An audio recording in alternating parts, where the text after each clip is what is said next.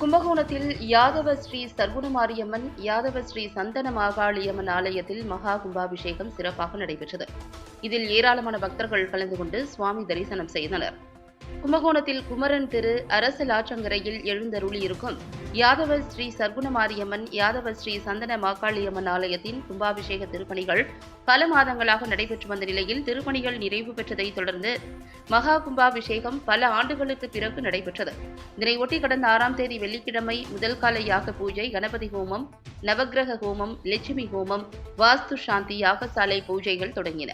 இன்று 4ஆம் கால யாகசாலை பூஜை நிறைவாக மகா பூர்ணாகுதியுடன் மங்கள ஆர்த்தி செய்யப்பட்டு மங்கள வாத்தியங்கள் முழங்க கணங்கள் புறப்பாடு நடைபெற்று தொடர்ந்து விமான கலசங்களுக்கு சிவாச்சாரியார்கள் புனித நீரை ஊற்ற மகா கும்பாபிஷேகம் வெகு சிறப்பாக நடைபெற்றது.